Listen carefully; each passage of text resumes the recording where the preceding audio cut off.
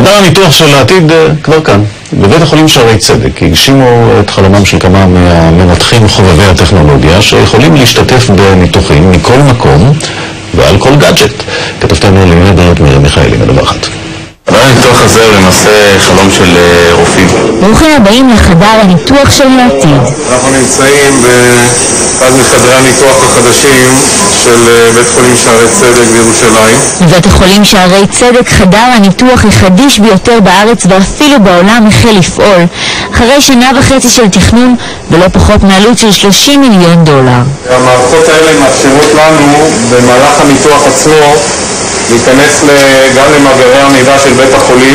החדר הזה מרושת בטכנולוגיות החדישות ביותר ובמצלמות בכל מקום, אפילו בתוך הגוף של המנותח. מה שאתם רואים פה עכשיו בעצם בשידור חי זה ניתוח לפרוסקופי של כריתת מעי גס. אתם יכולים לראות את האיכות, האיכויות הן מאוד מאוד גבוהות ולמעשה זה גם במסך גדול, אז היכולת למעשה לראות ולהסתכל בצורה טובה משתדרגת מעצם העובדה שהמצלמות מאוד איכותיות. המכשיר הזה מאפשר לבצע ניתוחים מדויקים יותר ולתת מענה לצורך במידע רפואי במהלך הניתוח. המערכות מאפשרות לי, למשל בתור מנהל המחלקה, לדעת בכל רגע נתון מה קורה פה בחדר. בניתוח הזה שבוצע בירושלים למשל, צפינו מתל אביב.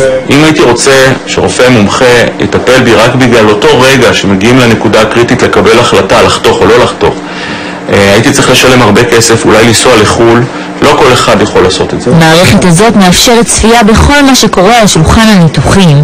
רופא מומחה יכול לצפות בנעשה אפילו דרך האייפד, מכל מקום. מבחינתו זה 5 דקות, המחיר הרבה יותר ריאלי ואפשרי, וכבר החולה קיבל פה עוד second opinion בתנועה בזמן אמת. פרט לכך שכל מנותח יוכל לראות בדיוק מה נעשה בגופו בזמן שהיה מורדם. במקום להכניס סטודנטים ואת החיידקים שעליהם מחדר הניתוח, הם יוכלו ללמוד מרחוק. לחזור אחרי זה למהלך הניתוח ולהסיק מסקנות, ללמוד וללמד את הדור הבא של המנתחים, המתמחים והסטודנטים ברפואה. אולי